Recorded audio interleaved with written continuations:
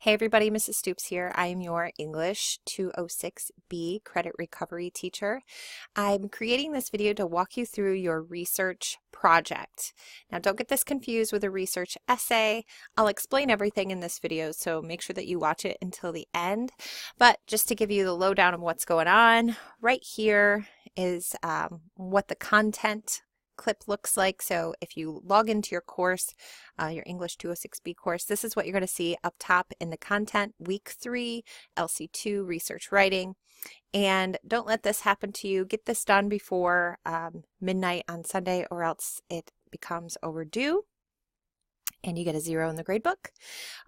What this looks like on your grades tab is LC Unit 2 Research Project, and it's worth 50 points. All right, I am going to get rid of the video. Oh, the video was never on, so let me make sure that I say hi. Hi. I don't want to keep my face in the way of the content. I just wanted to jump on and remind you that I'm not a robot. I am a real human. All right, so let me get that out of the way. Now, first things first, do you have a bucket list? Do you know what a bucket list is? Can I throw any more questions at you before letting you think about the one that I asked previously? So a bucket list is something that people keep, and it's a list of things that they want to do, or accomplishments or goals that they have that they would like to fulfill before they kick the bucket, aka croak, aka die. So sure, a little morbid in that sense. However, it gives us as humans a purpose, right? Outside of our day-to-day life. Something that would not be on my bucket list would be to get up and get dressed. But that's because I get up and I get dressed every single day, and that is just not something that I aspire to do. But if you have recently recovered from a leg injury, or have a debilitating disease, maybe getting up and getting dressed on your own would be on your bucket list. Something that's on my bucket list is to go to Europe before I die, and so far I have not been able to check that one off, but maybe I can do a little bit of research with you all in this project and figure out how much money that would cost, and the timeline I would need, and where I would actually want to go, because there's so many places to go in Europe. So you guys get the general gist of what a bucket list is. Now, if we were doing this in a live session, I would want you guys to just kind of brainstorm some of the things that are on your bucket list. And if you've never thought of it before, this is a really good time to start thinking about what are some things that you want to achieve before you croak. Not to be too morbid. Okay, so moving on from that, and don't worry, we'll come back to that. Moving on from that, I just want to take a minute and talk about the purpose of research writing. So if you've been in any of my other courses, frankly, if you've been in any other English courses, you have, without a doubt, done a research paper. At this point in your high school career, it is likely that you've done more than one. So here are some reasons why research papers are not assigned. And it boils down to these 3 things. People in general, students and teachers, begin to think that they are irrelevant. A lot of the times we're thinking that it's irrelevant because we don't need to learn how to write research papers when Google exists, because all we have to do is type in one thing, and we've got so much research, founded or unfounded, in front of us. Another part of why things are not assigned as frequently is because of widespread plagiarism. We have a very strict plagiarism policy, an academic integrity policy at MGLVA High School, and if you copy something from a website, which would be really easy to do, you guys, because you're sitting in front of a computer, and I get it. We look outside of our sources all the time to get more information. But a lot of students don't realize that just copying and pasting information into a document that they are turning in with their name on it is a big fat no-no. Another reason is that if a teacher, let's say for instance, let's say I assign 150 students with a 10-page paper that sends me back a 1,500-page book, novel, multiple novels. And not only do I have to read that in a really short period of time because y'all want your grades back, but I have to revise it, I have to edit it, I have to critique it, I have to do some research myself to make sure that you're actually telling me what you're supposed to about this topic if I'm not familiar with it. And that, in my head, is explosive. So these are just a few of the reasons why research papers are not assigned. Now, don't get me wrong. If you've taken other courses with me, I still assign research papers. But in this particular section of this particular course, I'm switching it up a little bit. I want to see if you guys actually know how to do a research format on a topic that you're interested in and present it to me in a way that is a little more creative, because that is what our world is right now. Those that are more creative seem to be moving further along. So why do you think research projects are important? Just think about it for a second. And there's no right or wrong answer.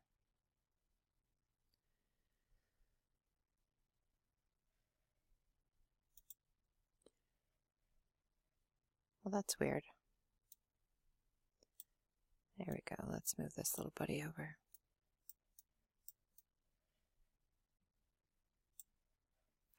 Okay, so why is research writing important? Well, you can definitely read these on your own, but a few that I appreciate is that it creates a research mindset.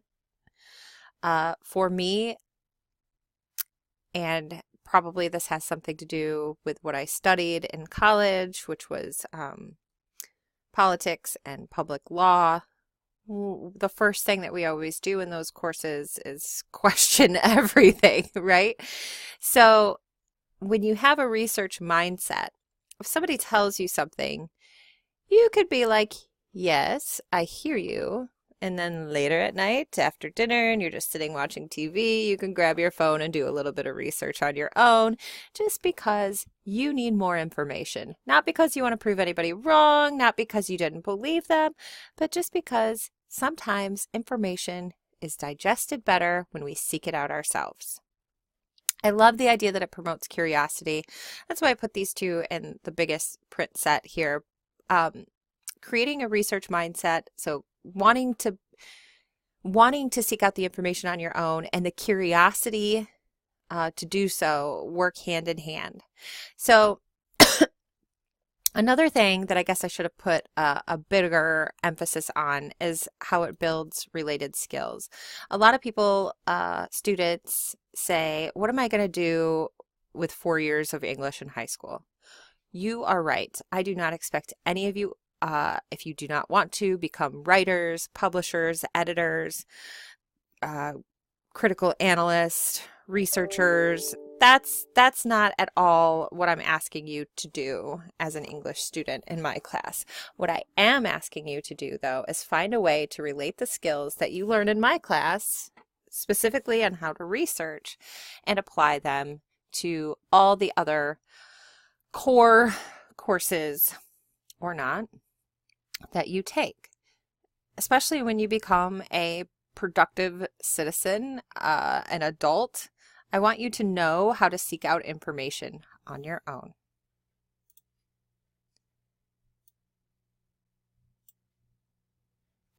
All right, so here are the goals for our project. and our goals for today. I want you to be able to choose a topic.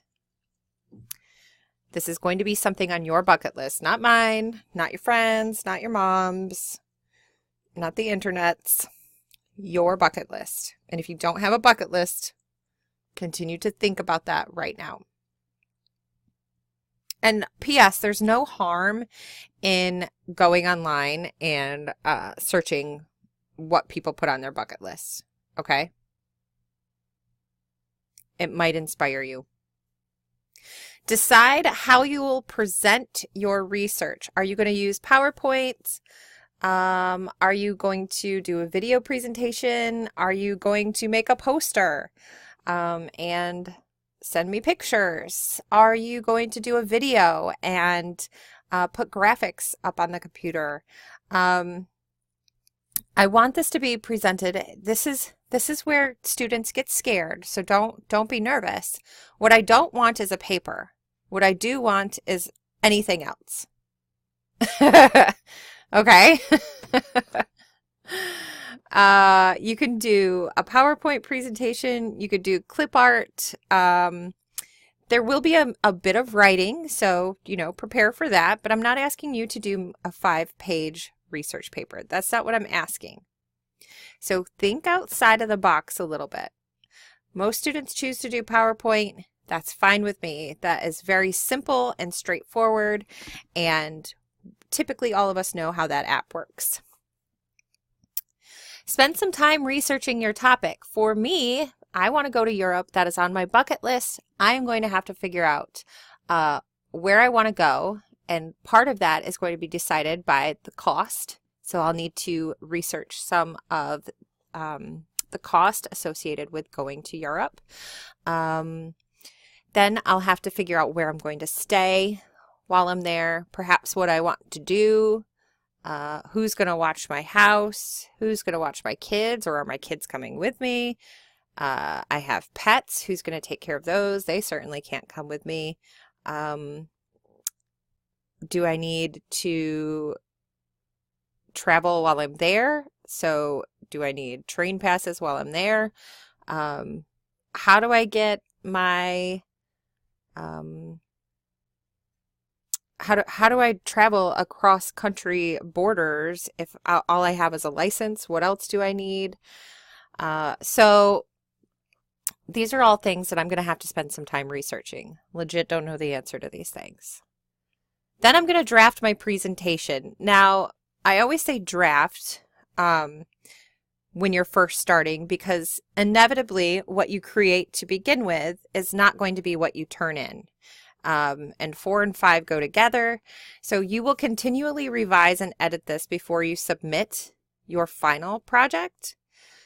So don't just slap something on a piece of paper, take a picture of it, and call it good. I want you to make sure that it is aesthetically pleasing. What does aesthetically pleasing mean? Well, that it visually is appealing to the eye. If it's kind of just haphazardly thrown together and there's no commonalities between the things that you're showing me, the pictures kind of don't make sense, some of them are blurry, your typing font is different all over, nothing's centered. Those are the things that I want you to think outside of what we typically do in English class. It needs to look good. And those of you that are creative are going to have a great time with this.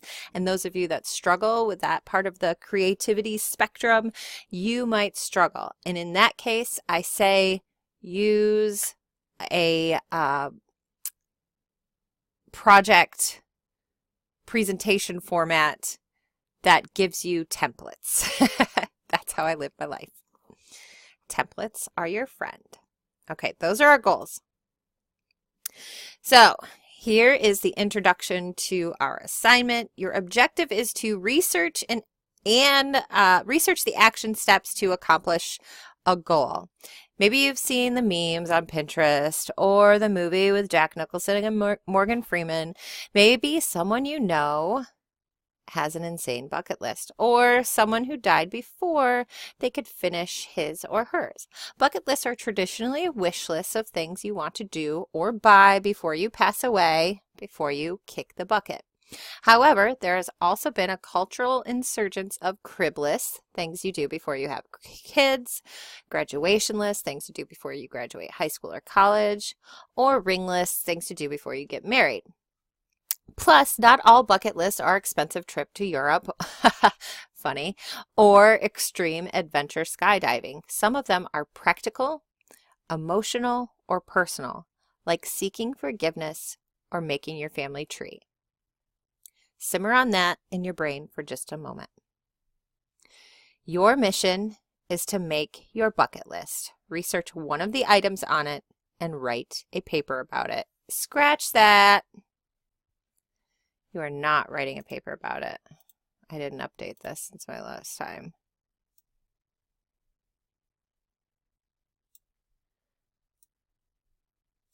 You are not writing a paper about it.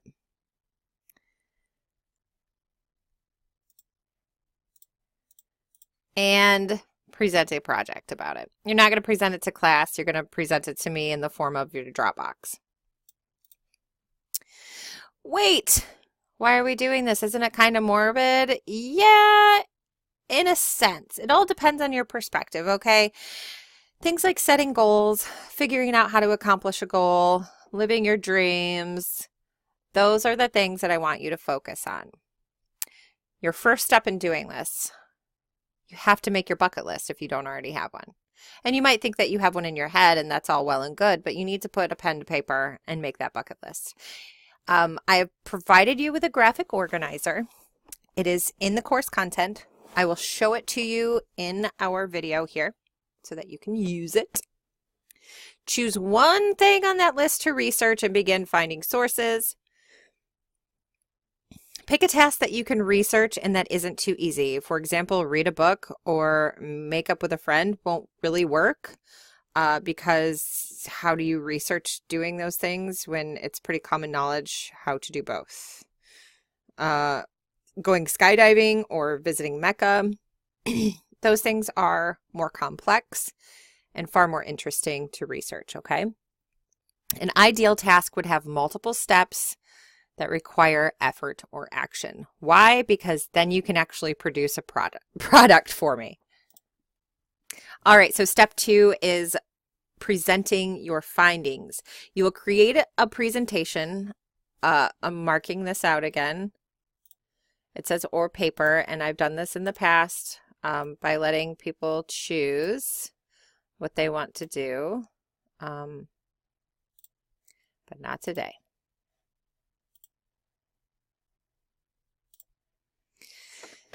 So your objective is to create a presentation in which you tell us what your item is on your list, teach us how you would go about accomplishing it, and remember that telling us why you chose something is totally optional. I don't need your deepest, darkest skeletons to present themselves to me. If you are not interested in sharing that information, please do not. You have a maximum of 5 slides. Now, I ask you to use PowerPoint or a similar style program, but if you want to do like a collage with some typing involved, or I don't know, there's so many apps out there that you could use that I'm not familiar with. I'm okay with that. Just clear it with me first. If you're using PowerPoint or Google Slides, please keep it to 5 slides. Be specific. Tell us dollar amounts, websites, addresses, who would drive you, who would go with you, what supplies or training do you need. You could even teach us about your topic or any techniques, how-tos that could help us do what we do. I've had a student present on this about climbing a particular mountain and who he would have to take with him, what gear he would need, how much food he would have to bring with him, how many days he would be gone, all of those sorts of things. Oh, practice runs are all acceptable.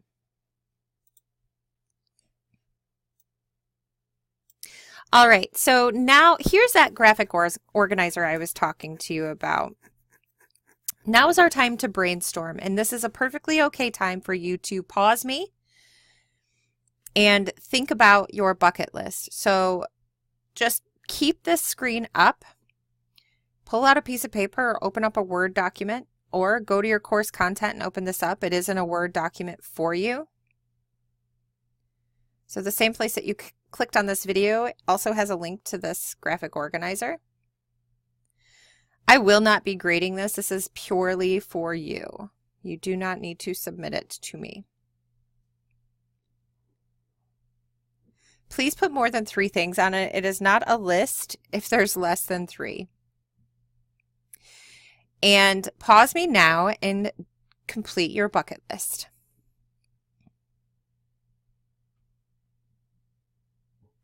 Hopefully you've had a chance to complete your bucket list. If you haven't paused and completed your bucket list, well, pretend you have in your head. And if you already have an idea of what you're going to write about, that's even better. Because right now you need to choose an item from your bucket list to research. And you need to begin looking for credible sources. What is a credible source? Well, Wikipedia is not necessarily credible, but let me tell you what is typically credible on Wikipedia. Feel free to use that site for your own indulging, information gathering. However, unless you scroll down and use one of their actual credible sources at the bottom of that page, which they always have their sources listed and linked, and if they don't, be wary of the information you're reading, use those sources at the bottom, because that is where you're going to find a credible resource. Outside of Wikipedia, I would use sites that you've heard of before, reputable magazines, and if you're ever questioning whether something is credible, then you need to ask me. Usually if there's no author listed, if there's a lot of ads on the page, you are probably running into something that is for profit and not for the benefit of the public's overall information. You will need to cite these sources in your project. All right, so I just wanted to quickly show you, some of you do not have PowerPoint on your computer.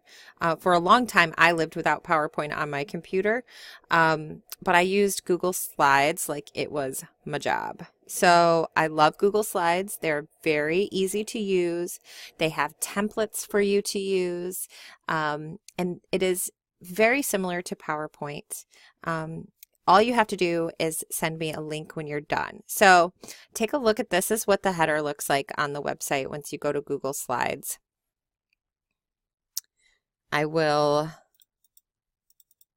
I'll do it in a second. I was going to copy and paste a link onto the screen, but I will actually have this link listed for you right where you clicked on this video, along with your graphic organizer.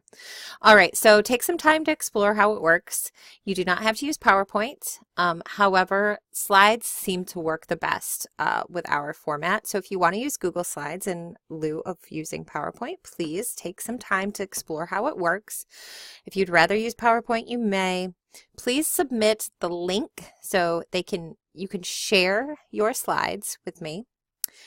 You just need to submit your link to your final presentation by putting it in a Word document, saving it, and then submitting that Word document to your Dropbox.